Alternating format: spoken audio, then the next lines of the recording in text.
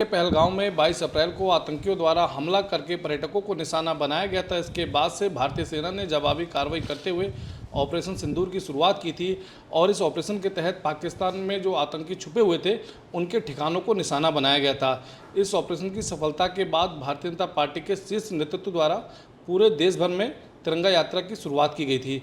चलिए, उत्तराखंड में भी तिरंगा यात्रा चल रही है। इस विषय में हमारे साथ बातचीत करने के लिए भारतीय जनता पार्टी के प्रदेश मंत्री विकास शर्मा जी हैं। इनसे हम बातचीत करेंगे और ये जानने का प्रयास करेंगे कि उत्तराखंड में तिरंगा यात्रा कहाँ कहाँ चल रही है और किस तरह से लोगों को इसके बारे में जानकारी दी जा रही है। विकास जी, जिस तरह से ऑपरेशन सिंदूर की शुरुआत की गई थी, उसके बाद जिस तरह से हमने देखा कि भारतीय सेना ने पाकिस्तान में घुस के हमला किया, क्या कहना चाहेंगे आप?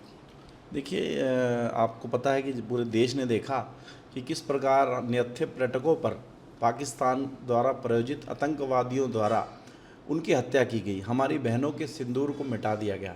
हमारे देश के यशस्वी प्रधानमंत्री आदरणीय नरेंद्र मोदी जी ने उसका बदला लेने के लिए कहा था और उन्होंने कहा था कि उन आतंकवादियों को हम मिट्टी में मिला देंगे और उन्होंने उसको चितार्थ किया। और आप देख रहे हैं किस तरह 7 मई को पाकिस्तान के कई आतंकवादी अड्डे, जहाँ से आतंकवाद पनपता था, जहाँ से आतंकवाद निकलता था, उन अड्डों को नष्ट करने का काम किया। और उसके बाद लगातार पाकिस्तान को घुटने टेकने पड़े हमारी सेना के आगे। और हमारी सेना का जो शौर्य था, हमारी सेना ने जो अपनी ताकत दिखाई और जो हमारा सैन्य बल है, उसकी ताकत को पूरी दुनिया ने देखा है।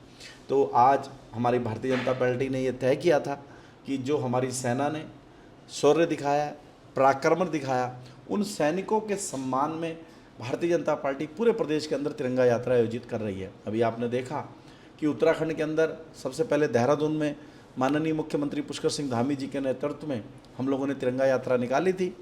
और कल आपने देखा होगा तो टनकपुर, जो उनकी विधानसभा है माननीय मुख्यमंत्री जी की, वहाँ पे भी एक भव्य तिरंगा यात्रा का आयोजन किया गया था।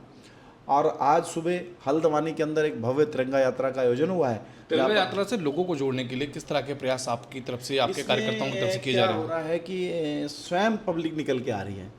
इसमें जो जनता के अंदर हमारी सेना के प्रति एक सम्मान पैदा हुआ है। हमारे देश के लोकप्रिय प्रधानमंत्री आदरणीय नरेंद्र मोदी जी के लिए एक स्नेह पैदा हुआ है। हमें कुछ नहीं करना पड़ रहा है, हम तो खाली आह्वान कर रहे हैं, लेकिन जनता निकल के आ रही है। और आप देखेंगे कि उसमें हिंदू ही नहीं, मुस्लिम, सिख, अन्य समुदाय के लोग भी निकलकर उस भरपूर संख्या में यात्रा में आ रहे हैं। आज हल्द्वानी के अंदर भी सुबह सुबह 8 बजे 5 से 6 हज़ार लोग सड़कों पे थे। अभी कल बाजपुर के अंदर भी तिरंगा यात्रा है। ऐसे ही रुद्रपुर के अंदर भी कल शाम को तिरंगा यात्रा निकाली जा रही है। तो पूरे प्रदेश के अंदर भारतीय जनता पार्टी तिरंगा यात्राओं का आयोजन सिर्फ इसलिए कर रही है, अपने सैनिकों के सम्मान के लिए, अपने सैनिकों का जो शौर्य है उसको प्रणाम करने के लिए हम इस यात्राओं का आयोजन कर रहे हैं। और आपने देखा कि जिस प्रकार से आज हमारी सेना ने पाकिस्तान के अंदर घुसकर और बदला लिया है, वो आज उसके लिए हम अपने देश के प्रधानमंत्री जी को बधाई देते हैं। हमारी तीनों सेना अध्यक्षों को बधाई देते हैं कि जिन्होंने अपने पराक्रम के द्वारा उनको पाकिस्तान को नस्ला बूंद कर दिया और घुटने टेकने पे मजबूर कर दिया। विपक्ष लगातार हमला बोल रहा है, कह रहा है कि सीज फायर अमेरिका के दबाव में भारत सरकार ने किया है।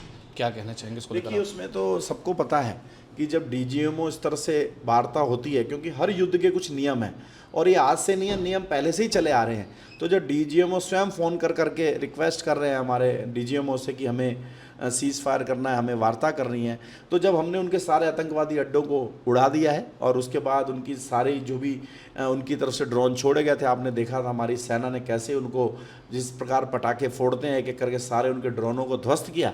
तो भारत ने अपना जो उनकी सेना का जो युद्ध की एक प्रक्रिया होती है उसके नाते वो निर्णय लिया और डीजीएमओ स्तर पर यह तय हुआ।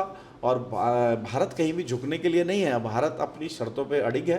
भारत ने कहा है कि हम आतंकवाद के विरोधी हैं और आतंकवाद की फैक्ट्रियों को बंद करने का हमने काम किया है। आगे हम बात करेंगे, पीओके के लिए बात करेंगे, हम कश्मीर पे कोई बात करने वाले नहीं हैं। हम अपनी शर्तों पे खड़े हैं और हमारा जो पराक्रम है वो आज पाकिस्तान का, मैं कहूँगा पूरी दुनिया देख रही है। आज हमारी सेना की जो ताकत है वो सारी दुनिया देख रही है। हम बार बार कहते हैं कि हमारी सेना चाहे वो थल हो, नभ हो, जल हो, सब में आज इतनी मजबूत हो चुकी है कि आज हमसे बड़े बड़े देश भी हमसे जुड़ना चाहते हैं, हमसे दोस्ती करना चाहते हैं, लेकिन कोई भी हमारी तरफ आँख उठा के नहीं देखना चाहता, क्योंकि जो आँख उठा के देखेगा हमारी सेना उसे मुंह तोड़ जवाब देने के लिए तैयार बैठी है।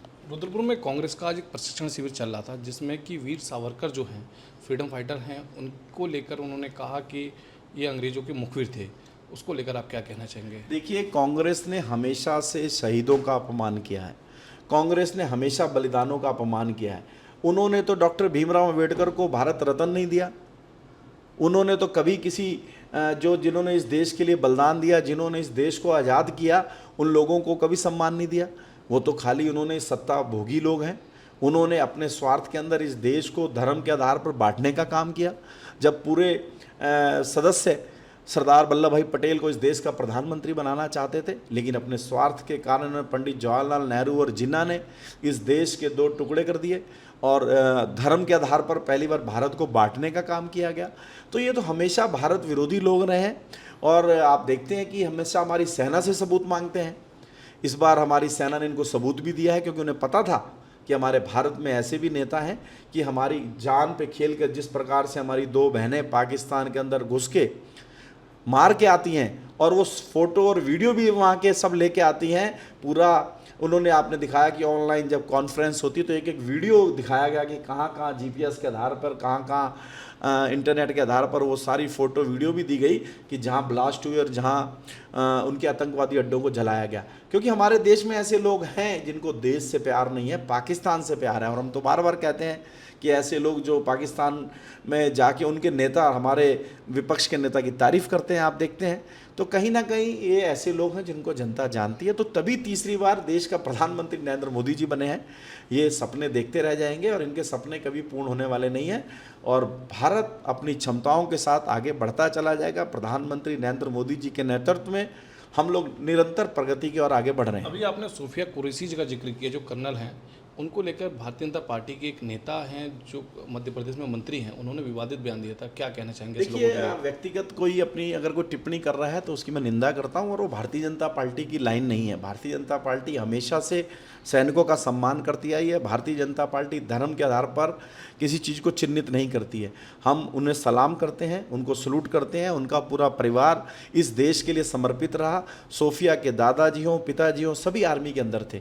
तो ऐसे लोगों को भी अपने बारे में सोचना चाहिए कि जो कभी भी उल्टे सीधे बयान देते हैं, संगठन इस पर कार्रवाई कर रहा है, वो अपने स्तर पर। क्या ऐसे नेताओं के खिलाफ कार्रवाई नहीं होनी चाहिए? बिल्कुल, वो संगठन, हमारा अनुशासन समिति उस पर अपनी कार्रवाई करेगी। वो जैसा भी उनको लगेगा, वो विषय केंद्र का है, वो हमारी भारतीय जनता पार्टी उस पर निर्णय लेगी। लेकिन ये उनका व्यक्तिगत मत है। भारतीय जनता पार्टी का उनके इस मंतव्य से कोई लेना देना नहीं है। मध्य प्रदेश के डिप्टी सीएम हैं, उन्होंने सेना को लेकर एक टिप्पणी की है, वो भी विवादित टिप्पणी है, उसको लेकर क्या कहना चाहेंगे? देखिए, मैं फिर आपसे कह रहा हूँ कि अब इतना बड़ा ये भारतीय जनता पार्टी का परिवार है और इसके अंदर कई बार कई प्रकार के विषय हो जाते हैं। लेकिन भारतीय जनता पार्टी का जो मत है, हम अपनी सेना का सम्मान करते हैं। आप देख रहे हैं, हम उन्हीं सेना के सम्मान के लिए इतनी बड़ी बड़ी यात्राएं निकाल रहे हैं। आज उन्हीं सेनाओं की वजह से हम सुरक्षित हैं। आज हम यहाँ खड़े हैं, लेकिन एक स्थिति आप देख रहे थे, लोगों को लग रहा था कि क्या होने वाला है, लेकिन आज हम सुरक्षित हैं। हमारे यहाँ कोई भी नुकसान वो नहीं कर पाए। उन वीर सैनिकों के बल पे ही हम लोग सुरक्षित हैं। और आज ये उत्तराखंड के, तो मैं कहता हूँ कि हर घर से कम एक सैनिक है कि जो हमारी सीमाओं पे रक्षा कर रहा है। हम सैनिकों का सम्मान करते हैं, उनके बलिदान का सम्मान करते हैं, उनके परिवार का सम्मान करते हैं। और जो भी हमारे सैनिकों के प्रति, हमारे राष्ट्र के प्रति गलत बयानबाजी करते हैं, उनकी मैं निंदा करता हूँ। आपने सुना कि हमारे साथ बातचीत करने के लिए उत्तराखंड भारतीय जनता पार्टी के प्रदेश मंत्री विकास शर्मा थे। इन्होंने हमसे खास बातचीत करते हुए बताया कि ऑपरेशन सिंदूर की सफलता के बाद से उत्तराखंड में भारतीय जनता पार्टी द्वारा तिरंगा यात्रा निकाली जा रही है। इसी क्रम में उत्तराखंड के उधम सिंह नगर, नैनीताल समेत तमाम जनपदों में भी तिरंगा यात्रा निकाली जानी है।